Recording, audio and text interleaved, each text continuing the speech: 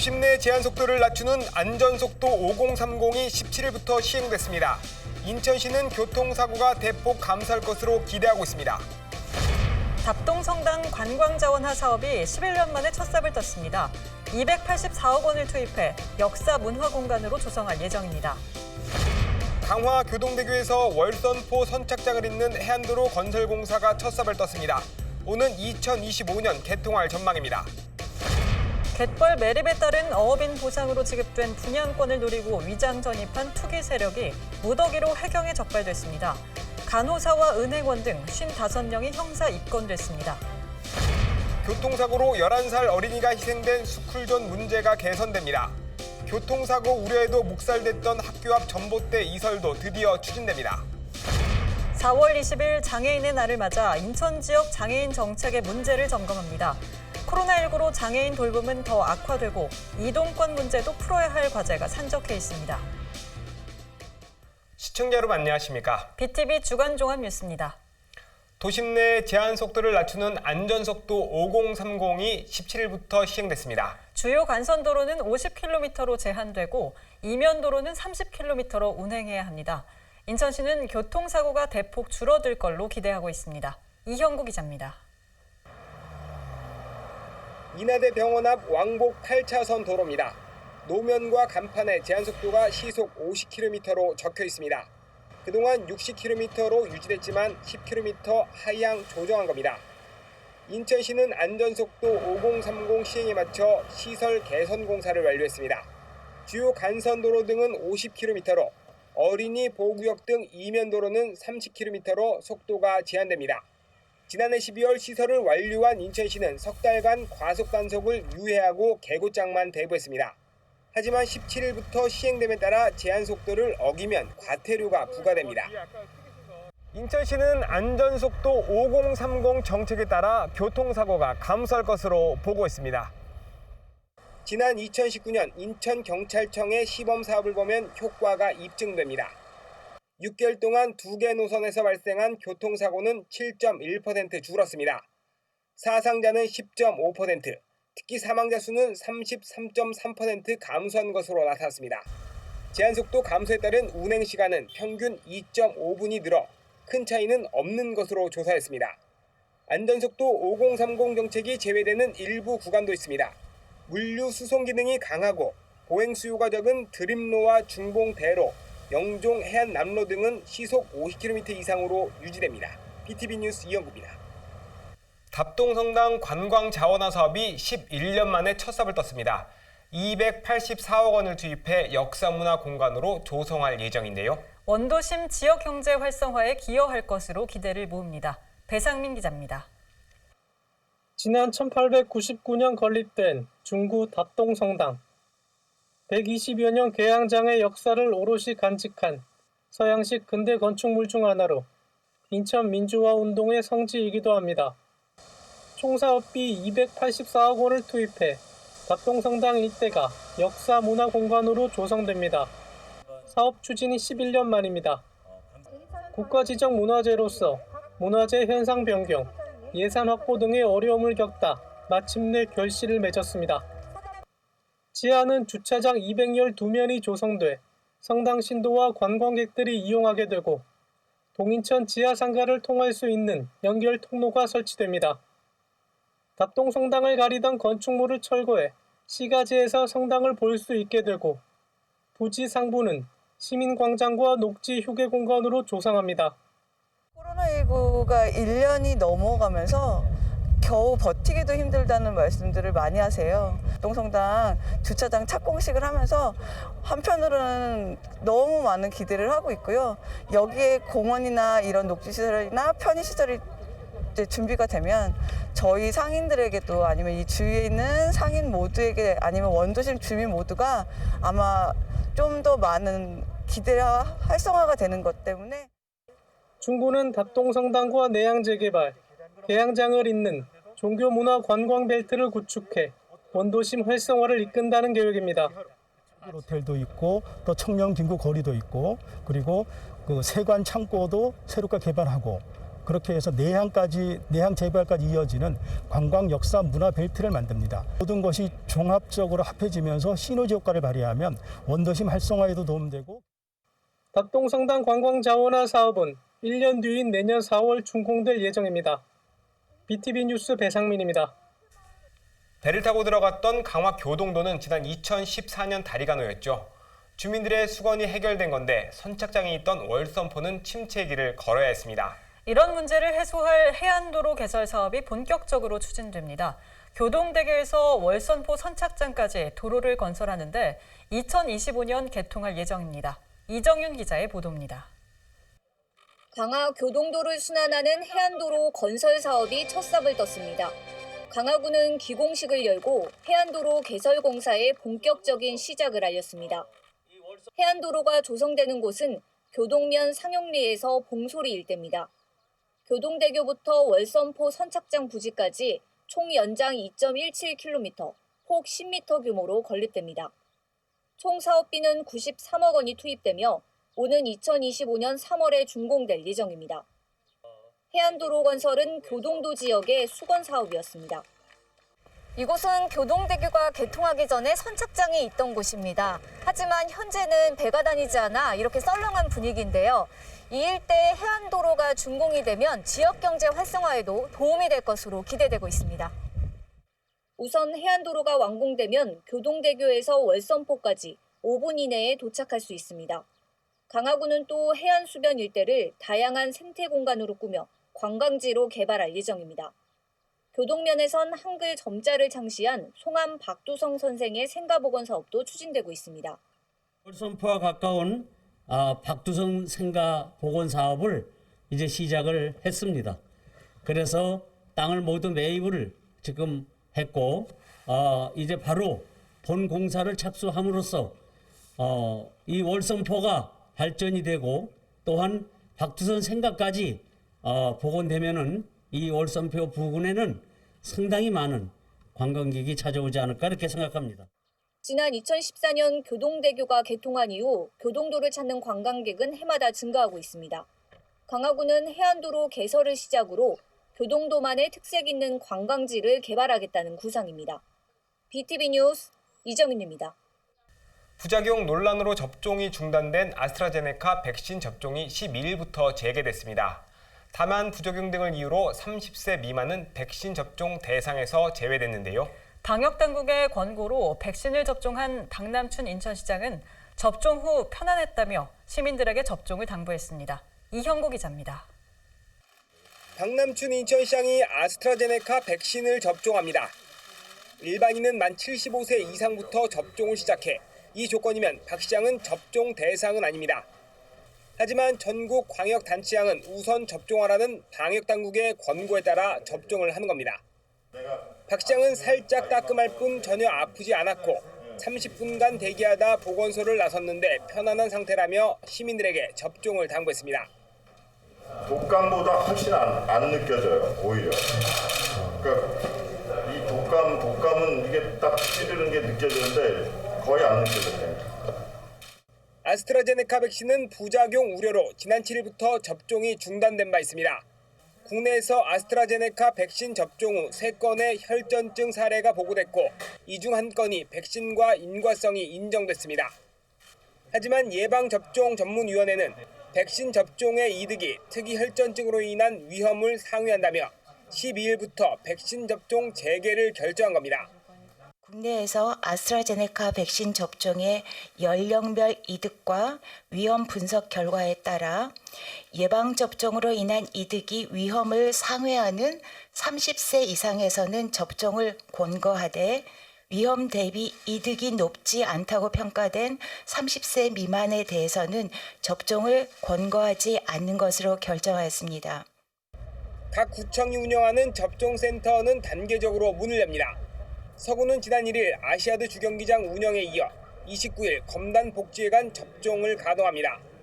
동구는 송림체육관, 강화구는 강화문화회관에서 15일 운영을 시작하며 중구와 남동구, 옹진구는 오는 29일 접종센터를 가동합니다. BTV 뉴스 이영구입니다. 4.7 재보궐선거는 끝났지만 선거를 앞두고 국회를 통과한 가덕도 신공항 사업은 이제 시작입니다. 가덕도 신공항에 대한 정부의 투포트 정책 여부가 이르면 이달 중 나올 전망입니다. 배상민 기자입니다. 지난 3월 말 국무회의 의결로 가덕도 신공항 사업이 급물살을 타고 있습니다. 국토부는 가덕도 신공항 사전 타당성 조사 용역을 5월에 착수해 내년 3월에 완료한다는 계획입니다. 이 기간 항공수요 예측을 거쳐 공항시설 규모와 배치, 시공성, 재원 조달, 공기 산정, 단축 방안 등을 검토합니다. 입지 선정 절차 생략으로 사타 용역 기간은 2개월 줄었습니다. 향후 예비 타당성 조사까지 생략되면 추가로 사업 기간은 1년이 단축됩니다. 수요 조사만 하는데도 6개월 이상 걸려요. 그러니까 거기에 지금 빠져 있는 안전성의 문제, 접근성의 환경 훼손 이런 걸 다 짚으려면은 그 뭐 10개월, 11개월 동안 해낼 수 있겠느냐. 이게 굉장히 졸속으로 이루어지다 보니까 작동되었던 국책 사업에 대한 예산 통제 시스템이 이제 이번 일로 해가지고 참 앞으로 작동될 수 있겠는가. 그야말로 어마어마한 예산이 투입되는 국책 사업인데 아마 매우 안 좋은 선례로 남을 것 같아요. 국토부는 이와 함께 공항, 건설, 항공, 물류, 지반, 환경 등 분야별 전문가로 자문단을 구성합니다. 기존에 추진하던 김해 신공항 사업은 중단한다고 밝혔습니다. 국토부가 김해 신공항 타당성 평가 및 기본계획, 전략 환경영향 평가 용역에 들인 국민 세금 41억 6천만 원이 고스란히 낭비됐습니다. 6월 중 발표될 제6차 공항개발 종합계획엔 가덕도 신공항 관련 내용이 반영됩니다. 초안은 이달 말, 늦어도 5월 초에 나올 예정입니다. 이때 가덕도 신공항의 중추공항 명시 여부에 따라 정부의 투포트 정책 방향을 가늠할 수 있습니다. 가덕도 신공항이라고 하는 것은 이미 동남권 신공항의 성격을 벗어난 거거든요. 부산도 아닌 가덕도에다 놓을 경우에 과연 울산이라든가 포항이라든가 이런 수요가 그쪽으로 가겠느냐. 오히려 지방공항으로 전락할 가능성이 있고요. 한편 부산시도 발빠른 움직임을 보이고 있습니다. 전문가 44명으로 구성된 가덕신공항 기술위원회를 운영해 공항 건설 단계별 사전 절차 조기 이행과 계약 논리를 개발한다는 계획입니다. 여기에는 인하대학교 교수도 참여하는 것으로 알려졌습니다. BTV 뉴스 배상민입니다. 중구의 한 초등학교 앞 교통사고 이후 인천의 스쿨존 관리 시태를 보도해드린 바 있는데요. 문제가 하나둘 개선되는 분위기입니다. 교통사고 우려에도 묵살됐던 학교 앞 전봇대 이설 요구도 드디어 추진됩니다. 이형구 기자입니다. 지난달 18일 교통사고가 발생한 중구의 한 초등학교. 어린이 보호구역 옐로우 카펫에 전봇대가 떡하니 서 있습니다. 그 앞은 바로 횡단보도인데 아이는 물론 운전자 입장에서도 시선을 가릴 수밖에 없습니다. 학교는 수차례 관계기관에 공문을 보내 이설을 요청했지만 묵살된 상황. 이 문제가 드디어 개선됩니다. 한국전력과 중구청은 학교 앞 전봇대를 학교 건너편 도로 쪽으로 이설하기로 했습니다.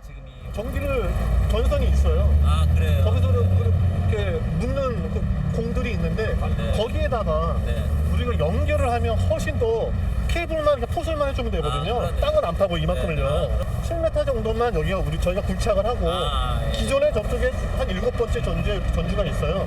거기다 선을 이렇게 연결만 해주면 이거로 철거가 가능할 것 같아요. 다른 문제도 하나둘 개선되고 있습니다. 경찰은 2차로의 불법 우회전을 막기 위해 보신 것처럼 영상 단속을 벌이고 있습니다. 횡단보도 앞 2차선에 시선 유도봉을 설치했습니다. 2차선 화물차의 불법 우회전으로 사고가 발생했는데 이런 문제를 개선할 수 있게 됐습니다. 제한속도 표지판엔 30km로 적혀 있습니다. 그동안 50km였던 학교 앞 제한속도를 30km로 낮춘 겁니다. 현장을 점검한 배준영 국회의원은 인천경찰에 스쿨존 전수조사를 주문할 계획이라고 밝혔습니다. 이런 불행한 사고를 어떻게 보면 계기로 좀 경각심을 줘야 됩니다. 그래서 제가 다음 주에는 인천경찰청을 또 찾아가요. 그래서 이 지역을 포함해서 모든 학교 앞에 안전을 다시 한번 인천경찰청에서도 좀 챙겨달라 그런 말씀을 제가 또 드릴 겁니다. 학교 앞 전봇대 이설은 행정 절차를 거쳐 빠르면 8월쯤 완료될 전망입니다. 학교 측은 아쉽지만 그나마 다행이란 판단입니다. 요 하나 부분의 복잡성 때문에 4개월 이상 경과된대잖아요. 그러니까 그동안에 학교에서 한 부분도 조금 안타깝죠. 네. 그래서 현 사후에도 네. 개선이 된다니까 그 부분에 조금 네. 더 긍정적인 생각을 갖고 좀 어린이들이 체험형 안전교육을 할 수 있도록 노력을 해야죠. 한편 지난 18일 사고를 낸 화물차 운전자는 재판에 넘겨졌습니다. 인천지검 형사 2부는 특정범죄 가중처벌 등에 관한 법률상 어린이 보호구역 치사 혐의로 60대 A씨를 구속 기소했다고 밝혔습니다. A씨는 제한속도나 신호를 위반하지는 않았지만 직진 차로인 2차로에서 불법 우회전한 것으로 확인됐습니다. BTV 뉴스 이영구입니다. 송도 신도시 매립과 신항공사 등으로 이곳에서 조업을 하던 어민들은 일터를 빼앗겼죠. 때문에 10여 년 전부터 어민 보상이 시작됐습니다. 그런데 어업인 생계 지원 대책으로 지급된 분양권을 노리고 위장 전입한 투기 세력이 무더기로 해경에 검거됐습니다. 배상민 기자입니다. 무트로 끌어올려진 배들. 선미가 부서졌거나 엔진이 망가진 배가 눈에 띕니다. 한눈에 봐도 조업을 하지 않은 채 방치된 배들이 적지 않습니다. 인천경제청구와 인천해수청 등이 경인해역에서 송도 신도시 매립 등 18개 공공사업을 시행하면서 진행된 어업인 보상을 노린 겁니다. 어촌계장 A씨 등은 보상 정보를 흘려 일반 투기자들을 끌어모았습니다. 조업이 불가능한 폐선까지 부동산 업자와 가족, 기업 대표, 간호사, 은행원, 연구원 등이 돈을 얹어 매입해 어민 행세를 했습니다. 송도 신도시 토지 분양권을 노린 겁니다. 2007년도부터 이제 우리 딱지 준다고 소문을 내가지고 2013년까지 들어온 배들이 한 200여 척이 들어온 거야. 근데 어거망도 없이 배만 갖다 놓고 입출항만 하고 단독 세대로 와서 살면서 배가 자기 배가 어디 있는지도 모르고 검사도 안 받고 그냥 수역계 내놓고 여기 관리하는 사람들이 전화해서 돈 받아먹고.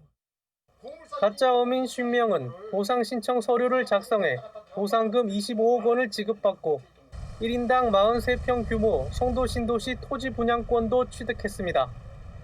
하고자 위장 전입의 방법을 사용했고 또한 어선이 폐선임에도 불구하고 마치 진정하게 어업을 할 것처럼 위장 거래를 했을 뿐만 아니라 또한 입출항 관계나 어민들만이 알 수 있는 모든 서류들을 허위로 만들어서 보상에 사용한 것으로 밝혀졌습니다. 해경은 A씨와 가짜 어민 등 55명을 공익사업을 위한 토지 등의 취득 및 보상에 관한 법률 위반 혐의로 형사 입건했습니다. 또한 관계기관에 통보해 이들이 불법적으로 받은 보상금과 토지 분양권을 회수하는 한편 수사를 확대할 방침입니다. BTV 뉴스 배상민입니다. 주택인 줄 알고 집을 샀는데 갑자기 불법 건축물이란 통보를 받으면 어떨까요? 이런 사례가 최근 5년간 남동구에서만 200건이 넘습니다. 원상복구하거나 수백만 원의 이행 강제금을 내라고 하는데 주민들은 걱정이 태산입니다. 어찌된 일인지 이형구 기자가 취재했습니다. 남동구 구월동에 위치한 공동주택입니다. 거실과 주방부터 화장실과 방까지 누가 봐도 일반 주택입니다. 6년 전 신혼집으로 입주한 A씨는 최근 구청에서 청천벽력 같은 소리를 들었습니다. 주택이 아니라 사무실 용도에 살고 있다. 원상복구하고 나가거나 아니면 이행강제금 평생 내고 살아야 된다. 일반 주택이 아닌 근린생활시설, 이른바 근생빌라에 살고 있으니 불법이란 설명입니다. 중개사무소 말만 듣고 당연히 빌라라 믿은 게 화근이었습니다. 또 되고 매매도 아무 때나 가능하고 아무 문제가 안 되니까 그런데 불법 건축물이다라고 하니까 뭐 황당하죠 지금. 부동산에서 해줬으니까 당연히 중개사의 말을 믿지 누가 불법 건축물을 소개해줄 거라고 생각이나 했겠어요. 건축물 대장을 확인해봤습니다. 지하 1층부터 4층까지는 근린생활시설, 그 위층만 주택으로 돼 있습니다. 분명 주택으로 사용 중인데 허가는 사무실부터 한의원까지 다른 용도로 돼 있습니다. 분양 전 건축 허가를 제대로 했다면 이런 피해를 막을 수 있다는 지적이 나옵니다. 우리 집은 한의원. 얼마 전에 이번에 알았어요. 이번에 아는 것 때문에. 그리고 우리 옆집은요 조그만데 수영장이라고 말하는 거예요. 그 말이 됩니까? 건축물 대장의 한의원으로 명시된 2층의 우편물을 확인해 보겠습니다. 도시가스 요금 용도의 주택 난방으로 명시된 걸 확인할 수 있습니다. 상수도와 도시가스 등도 주택용으로 사용하다 보니 의심의 여지가 없었던 겁니다. 또 다른 문제는 주차장. 주택은 한 가구당 1개의 주차면을 확보하지만 상가는 그보다 적습니다. 자연스레 주차면은 부족한데 근생 빌라 주민들은 눈칫밥을 먹게 됩니다. 완전히 갑이 돼버렸어. 그래가지고 2층, 3층 근생 사는 사람들은 그 사람한테 쪽도 못 쓴다니까. 그 사람은 차가 둘이 세 대인데 마음대로 되는 거야. 마음대로 막 이렇게 자기 마음대로 되고 그러면서 차 좀 어떻게 잘 되라면은 근생이라고 신고한다 그러고 환장이야 환장이. 주민들은 최근 정부가 호텔을 주택으로 용도 변경한 사례를 들며 양성화해달라고 주문합니다. 지금 근린생활 시설들을 개조를 해가지고 지금 임대주택을 만들고 이렇게 좀 하고 있잖아요. 지금 추진하고 했었고 지금 하고 있잖아요. 근데 그거는 나라에서 하는 건 합법적이고 우리는 이미 이렇게 다 주택으로 되어 있는데 이거는 합법적이 아닌지. 남동구 의회는 위반 건축물로 인한 선의의 피해자를 구제하는 내용의 촉구 결의안을 발의한 상태입니다. 지난 2014년에 특별조치법으로 합법화한 사례가 있습니다. 국회에 관련 특별법이 발의돼 있는데 조속히 처리해달라는 내용이 담겨 있습니다. 선량한 주민들이 피해보지 않도록 좀 양성화하는데 좀 적극적인 검토를 해줬으면 하는 바람이 있고요.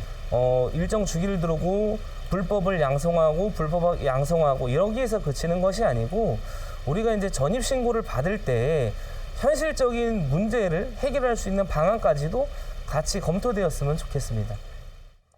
남동구에는 이 결의안을 청와대와 국회 등에 전달한다는 계획입니다. 한편 최근 5년간 남동구에서 근린생활시설 불법 용도에 따른 행정 조치는 212건. 이 중 5건에 1,500만 원의 이행 강제금이 부과됐고 2건은 고발됐습니다. 공동주택을 구매할 때 같은 피해를 입지 않도록 철저히 확인하는 것도 필요해 보입니다. BTV 뉴스 이영구입니다.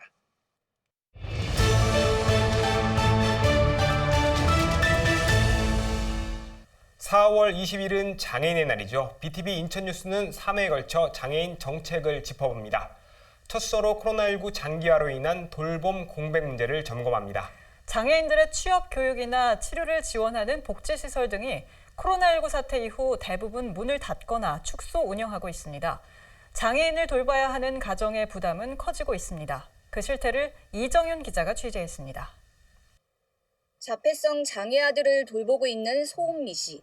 코로나19가 발생한 이후 바깥 외출조차 쉽지 않습니다. 장애인 주간보호시설이 문을 닫거나 운영 일수가 축소되면서 종일 아들을 돌봐야 하기 때문입니다. 평일 오전 10시부터 오후 4시 반까지 시설을 이용해왔지만 현재는 일주일에 이틀만 이용이 가능합니다. 거리두기가 격상되면 시설이 아예 폐쇄돼 돌봄 공백은 오롯이 가족들의 부담으로 이어집니다. 정부에서 마련한 긴급 돌봄 서비스도 맞벌이나 활동 보조를 받지 않는 가정으로 제한하고 있어 혜택을 받지 못하는 게 현실입니다. 아무리 엄마가 뭐를 해준다고 해도 바깥에 나가서 활동하는 거하고는 천지 차이잖아요. 그러니까 집에만 있다 보니까 잠도 많이 자고 늘어지고 그러다 보니까 아이도 무기력해지고 한 반에 4명이거든요. 선생님하고 아이들하고 4대 1인데 2대 1로 지금 나눠서 하는 건데 4대 1도 사실은 큰 규모는 아니잖아요. 5명이 생활하는 게 그렇게 무리는 아니라고 생각하거든요. 그래서 소규모 시설들은 50인 이하는 좀 풀어주셨으면 좋겠어요. 지적장애 딸을 둔 김윤경 씨도 이래저래 걱정이 많습니다. 코로나19가 장기화하면서 1년 넘게 복지관 시설을 제대로 이용하지 못했기 때문입니다. 시설이 휴관하고 프로그램이 중단됐지만 이에 대한 대책은 없는 상황. 사회복지시설을 이용하지 못하면서 무기력해지는 자녀를 보는 게 더 안타까울 뿐입니다. 장애인에게는 무엇보다 교육 프로그램이 중요하기 때문입니다. 부모로서 걱정되는 건 저 아이가 저렇게 계속 언제까지 저러고 살아가야 될까 싶은 게 아이의 퇴행이 그러니까 비장애인들하고 틀리게 장애인들은 그걸 촉진시켜주지 않으면 배움을 촉진시켜주지 않으면 퇴행을 하거든요. 조금 이제 하던 걸 안 하고 그러면 퇴행일까? 저거 다시 잡힐 수 있을까? 얼마의 시간이 걸릴까? 이런 것들이 두렵고 무섭고 그게 좀 힘든 것 같아요. 정신적으로. 보건복지부는 지난해 11월 장애인 등 취약계층을 위한 돌봄 체계 개선 방안을 내놨습니다. 시설 운영 방안도 개편했는데 3단계로 격상되면 휴관이나 휴원을 권고하고 2.5단계까지는 이용 인원을 축소하는 내용입니다. 다만 지자체별로 지역 상황에 맞게 운영 계획을 수립할 수 있도록 했습니다. 하지만 현장에선 돌봄 공백에 대한 우려가 커지고 있습니다. 돌봄 부담을 이기지 못하고 극단적인 선택을 하는 등 장애인 사각지대 문제가 수면 위로 드러나고 있기 때문입니다. 장애인 단체들은 인천시에 복지시설 운영 방침을 개선해달라고 요구한 상태입니다. 특별한 방침이나 이런 것들이 없기 때문에 무방비 상태로 우리 아이들과 24시간 풀 집에서 케어를 해야 되는데 장기요양병원 같은 경우는 그래도 안전하게 수칙을 지키면서 유지하고 있잖아요. 그렇다면 저희 사회복지 시설도 그런 안전한 방침을 따르게 하고 저희 아이들도 그냥 계속 활동할 수 있게 해줘야 되고. 인천시는 학부모들의 의견을 수렴해 복지부 지침보다 완화한 기준을 적용하고 있다고 밝혔습니다. 하지만 2단계까지 전면 운영해달라는 요구는 현실적으로 어렵다는 입장입니다. 시설 이용이 어려운 대신 활동 지원 서비스 등을 확대하고 있다는 설명입니다. 코로나19라는 재난 상황 속에서 더욱 힘든 시간을 보내고 있는 장애인과 그 가족들. 돌봄 공백을 줄이기 위한 실질적인 제도와 지원이 시급합니다. BTV 뉴스 이정은입니다. 이번에는 장애인의 이동권과 관련한 정책을 짚어봅니다. 인천은 저상버스 비율이 24%로 특광역시 중 최저 수준입니다. 현재 계획대로 증차할 경우 100%까지 올리려면 40년이 걸린다는 지적이 나오는데요. 이어서 이형구 기자입니다. 대중교통을 이용하러 문을 나서는 지체장애인 서권일 씨. 버스 승강대에 수시로 버스가 도착하지만 서 씨는 타지 않습니다. 휠체어로 타고 내릴 수 있는 저상버스가 아니기 때문입니다. 이 승강대에 정차하는 7개 버스 중 저상버스는 1개 노선. 상황이 이렇다 보니 35분을 기다려서 겨우 버스에 몸을 싣습니다. 저상버스가 모든 노선에 있는 게 아니고 특정 노선에만 있어가지고 제가 가고 싶은 곳에 가려면은 버스가 삥 돌아서 가거나 해야 돼서 좀 그게 불편하고요. 해법은 저상버스를 늘리는 것. 현재 인천 지역 총버스는 2,200여 대입니다. 이 중 저상버스는 528대로 23.9%에 불과합니다. 서울이 57.8%로 절반을 훌쩍 넘고 대구와 광주, 대전도 30%대를 넘습니다. 인천은 울산을 제외한 특광역시 중 꼴찌입니다. 현재 인천시 계획이면 저상버스 100% 도입에 40년이 걸린다며 대책이 실패하다는 지적이 나옵니다. 50대 정도씩 도입하겠다라고 하는 게 인천시의 계획이고, 이게 이제 50대면은 인천시 전체 버스의 한 2% 정도 되는 비율이에요. 예, 그럼 1년에 2%씩 저상버스를 도입하겠다라는 계획인데, 그러면 현재 20%니까 저상버스 100%를 만드는데 40년이 걸리는 계획이거든요. 이거는 말이 안 되는 부분인 것 같고, 저희가 그래서 요구하는 거는 10년 안에 좀 저상버스 100%를 달성해달라. 도로 시설물 관리도 장애인 이동권을 제한합니다. 중구 운서동의 한 삼거리.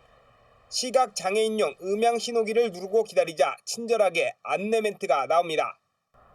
오른쪽 횡단보도에 녹색불이 켜졌습니다. 건너가도 좋습니다. 하지만 맞은편 음향 신호기는 응답이 없습니다. 이곳에 설치된 4개 중 2개는 먹통입니다. 절반이 고장나 제 역할을 못하는 겁니다. 휠체어를 타는 것도 곤욕입니다. 울퉁불퉁한 턱을 넘어야 하고 급경사로 가끔 바퀴가 흐거나 밀리기도 합니다. 버스 승강장에 들어가지 못해서 옆에서 누르고 그럴 때가 많아요. 특히 육교는 사실상 그림의 떡입니다. 장애인이 육교를 이용하려면 계단이 없는 이쪽으로 올라가야 합니다. 하지만 경사가 워낙 심하다 보니 눈비 올 땐 미끄럼을 주의하라는 문구까지 새겨 있습니다. 육교 이용자는 찾아볼 수 없고 한참 떨어진 횡단보도로 돌아가는 경우가 다반사입니다. 왜냐면 수술하기 전에는 올라가고 내려가고 하는 데가 연골이 막 이게 다 아파서 평지만 이렇게 여기만 왔다 갔다 하고 그렇게 하면 에레베이터라도 에스컬레이터라는 것이 있으면은 이 우리네들 노인 양반들 다 다니기는. 인천 지역에 설치된 육교는 총 68개. 이 중 엘리베이터가 설치된 곳은 18곳으로 26%에 불과합니다. 20년 전 설치 비율이 29%였던 걸 감안하면 오히려 줄은 겁니다. 지금 현행 법상 육교 인근 200m 안에는 횡단보도 설치가 불가능하게 돼 있습니다. 이게 도로교통법상 그렇게 되어 있거든요. 그러니 사실 육교 근처에 장애인이 대안적으로 이용할 만한 시설이 없다라는 이야기예요. 사실 그러면 휠체어 장애인 입장에서는 엘리베이터가 없는 육교만 설치되어 있는 경우에는 무단횡단을 설치할 수밖에 없죠. 장애인에게 발이나 다름없는 휠체어, 고장이라도 나면 어떡하나 늘 걱정입니다. 520만 원짜리 이 제품을 구매하는데 정부 지원금은 209만 원. 나머지 300만 원은 장애인 몫인데 지원금은 계속 동결이라 사실상 자부담이 늘기 때문입니다. 보조금이 나오기는 하는데 이게 거의 10년째 동결이라고 제가 들었어요. 그래서 한 209만 원 정도 지원을 받는데 사실은 이제 그래서 물가는 오르고 있잖아요. 근데 10년 전부터 동결이라는 건 사실은 어떻게 보면은 자부담이 훨씬 더 많아질 수밖에 없다라는 이제 이야기가 되는 거거든요. 인천시는 올해 저상버스를 50대 증차한다는 계획입니다. 또 장애인 콜택시는 145대로 늘었는데 올해 24대를 추가로 늘려 대기 시간을 단축한다는 계획입니다. 하지만 인천시 계획대로 저상버스를 늘려도 저상버스 비율은 26%로 전국 최하위 수준을 면하지 못합니다. 장애인 이동권 확보에 조금 더 적극적인 정책이 필요하다는 지적이 나오는 이유입니다. PTV 뉴스 이영구입니다. 다음은 장애아동 정책을 짚어봅니다. 얼마 전 서구의 한 국공립 어린이집에서 장애 아동에 대한 학대 사건이 벌어져 충격을 줬는데요. 관리 감독은 소홀했고 사건 이후에도 피해 아동들은 갈 곳이 없어 가정에서 지내야 했습니다. 장애 아동 돌봄 체계를 개선해야 한다는 지적이 나오고 있는데요. 이정윤 기자가 취재했습니다. 보육교사가 놀던 아이의 물건을 빼앗은 뒤 아이의 몸을 붙잡고 질질 끌더니 내동댕이 칩니다.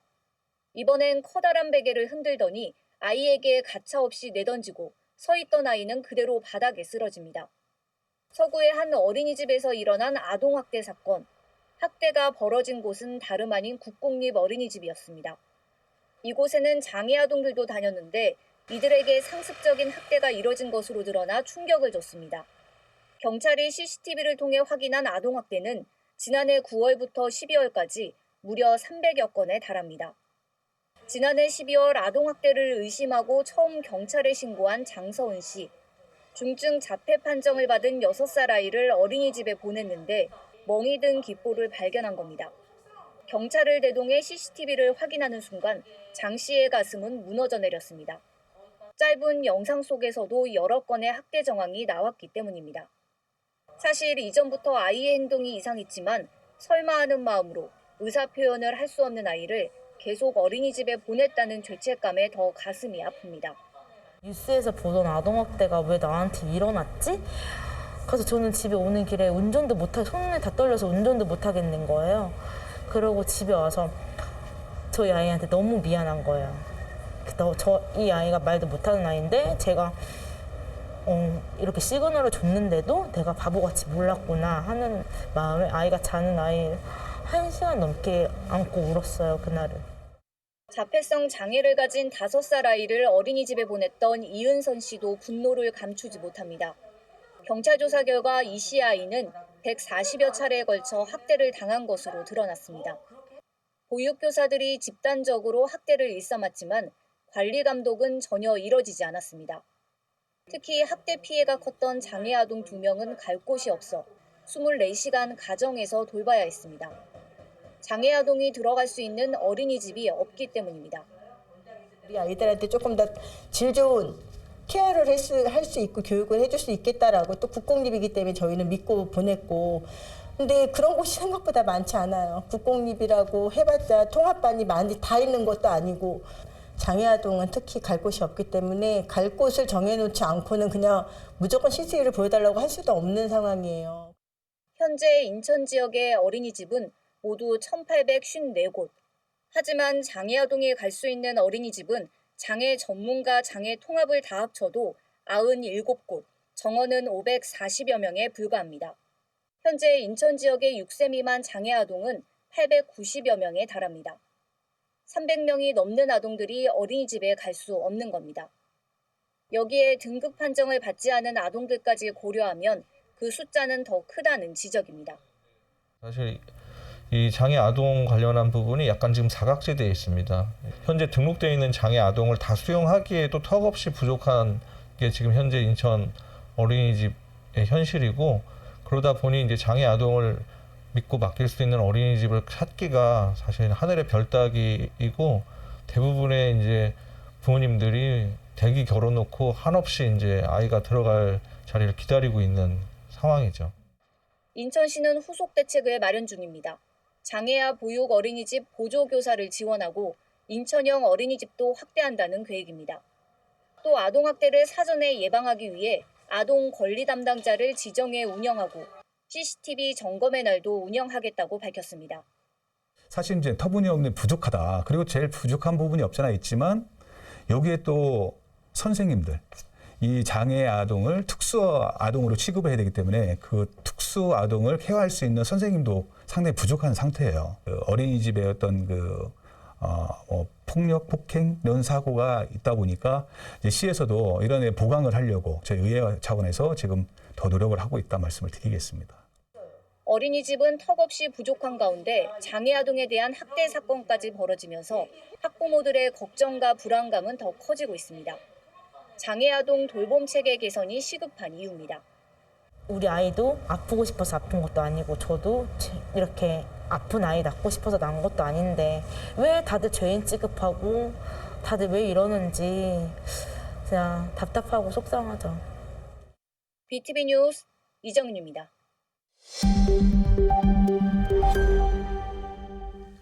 VTS라고 들어보셨나요? 인천 지역 학교에 시행 중인 채식 식단, 학교 급식의 채식 여행을 뜻하는 말이라고 합니다. 인천시교육청은 올해부터 모든 초중고교에 월 2회 이상 채식 급식을 시행하고 있는데요. 육식 위주의 식단을 개선하고 탄소 배출량도 줄일 수 있어 주목받고 있습니다. NIB 이하영 기자입니다. 부평 상정초등학교의 점심시간. 급식을 받기 위한 학생들로 급식실이 붐빕니다. 오늘 급식은 고기가 전혀 들어가지 않은 채식 식단입니다. 채소만 가득할 것이라는 우려와 달리 두부조림과 일본식 빈대떡, 과일 초코퐁듀 등 오감을 자극하는 식물성 단백질이 풍부한 음식들로 꾸려졌습니다. 채식 급식이 다소 어색했던 학생들도 어느덧 채소의 맛을 즐기게 됐습니다. 일반 급식은 고기랑 채소랑 이렇게 좀 섞여서 나왔는데 채식 급식은 채소 위주로 나오니까 채소의 맛을 더 알게 됐어요. 육류만 배제할 뿐 다른 영양소를 채워 만드는 채식 식단이기 때문에 영양 부분에서도 문제가 없습니다. 순수하게 뭐 과일이나 채소만 주는 그런 채식이 아니라요. 육류를 배제하고 어류나 그다음에 난류 그리고 유제품이나 우유류를 주고 있는 페스코 채식을 하고 있어요. 그래서 기존의 식단과는 많이 다르지 않고 육류를 배제하는 것뿐이기 때문에 영양량을 맞추거나 이러는 데는 어려움은 없습니다. 인천시 교육청은 올해 초 지역 모든 초중고교에 채식 급식을 도입했습니다. 육식 위주의 식단을 개선해 학생들의 건강을 챙기는 측면도 있지만 가축의 유통 조리 과정에서 나오는 탄소 배출량이 온실가스의 20%나 차지하기 때문에 채식 급식을 활발히 운영하면 환경 보호에도 도움이 될 거라는 취지에서입니다. 교육청은 채식 급식에 학생들이 적극적으로 참여해 준다면 연간 155만 그루의 소나무를 심는 것과 같은 탄소 배출량 감소 효과를 이끌어낼 수 있다고 밝혔습니다. 기후위기 대응을 위해서 채식 선택 급식을 실시하고 있습니다. 채식을 보다 잘 먹고 육식을 줄이기 위해서 환경교육과 영양교육을 겸해서 실시하고 있습니다. 현재 인천의 초중고교 모든 학교가 월 2회 이상 채식급식을 시행하고 있고 상정초를 포함한 6곳의 채식급식 선도학교들은 주 1회의 채식급식과 학부모와 교직원에 대한 채식교육도 진행 중입니다. 지구를 살리기 위한 친환경 정책의 시작을 채식급식부터 시작하고 있습니다. NIB 뉴스 이하영입니다. 최근 벚꽃이 피면서 배나무밭에선 인공수분 작업이 한창입니다. 인공수분은 과수 농사의 첫 단추를 끼우는 것만큼 가장 중요한 작업인데요. 코로나19와 때이른 개화로 농가들이 일손 부족에 시달리고 있습니다. 이들을 돕기 위해 인천 농업기술센터가 농가 일손 돕기 봉사에 나섰습니다. NIB 이하영 기자입니다. 남동구의 한 배과수원. 드넓은 배나무밭이 활짝 핀 하얀 벚꽃으로 가득 찼습니다. 보기엔 그저 예쁜 꽃이지만 열을 빠르게 다가온 개화로 농가는 인공수분 작업에 열을 올리고 있습니다. 벚꽃은 인공수분 가능 기간이 3, 4일 정도로 매우 짧습니다. 이 시기를 놓치게 되면 착과율 감소와 품질 저하로 이어져 농가 소득에 큰 타격을 주기 때문에 인공수분은 가장 중요한 작업입니다. 농사의 첫 시작인 인공수분 작업이 빨리 찾아온 개화 시기와 최근 코로나19 장기화로 인해 일손이 턱없이 부족해 농가가 애를 먹고 있습니다. 이런 농가들을 돕기 위해 인천 농업기술센터가 팔을 걷어붙였습니다. 지금 농촌에는 코로나19 등으로 인해서 인원이 너무나 부족합니다. 우리 농업기술센터 전 직원은 풍년 농사를 기원하면서 배인공수분을 적극 지원하고 있습니다. 커다란 솜이 달린 막대에 꽃가루를 묻힌 후 벚꽃 하나하나에 잘 발라줍니다. 지역 농가를 돕기 위해 인천 농업기술센터가 수년간 해오고 있는 인공수분 봉사입니다. 일손 부족으로 걱정하던 과수원 주인은 걱정을 한시름 놓았습니다. 많은 도움이 되죠. 지금 기술센터 분들이 오셔가지고 저희들이 다 하지 못하는 그런 부분까지 좀 많이 도와주시고 계시기 때문에 저희들 입장에서 굉장히 감사하게 생각합니다. 이날 일손 돕기에는 남동농협도 함께해 부족한 농가 일손에 힘을 보탰습니다. 저희 남동농협 같은 경우에는 주대학이 창설돼 있어가지고 거기에서 한 100여 명이 해마다 그 일을 하고 있다는 거. 15년째 이어지고 있는 인천 농업기술센터의 봉사는 1년에 4곳 이상의 농가에 일손을 돕고 있습니다. 인천 농업기술센터와 남동농협 등 지역 기관들은 농가의 원활한 작물 재배를 위해 알속기나 봉지 작업 등 꾸준히 일손 돕기 봉사를 진행할 예정입니다. 농가를 돕는 여러 손길들이 모여 지역 농가에 힘을 보태고 있습니다. NIB 뉴스 이하영입니다. 코로나19 확산이 심각합니다. 가급적 외출은 자제하시고 손 씻기와 기침 예절, 마스크 착용 등 개인방 수칙을 잘 지켜야겠습니다. 이상으로 BTV 주간 종합 뉴스를 마칩니다. 시청해주신 여러분 고맙습니다.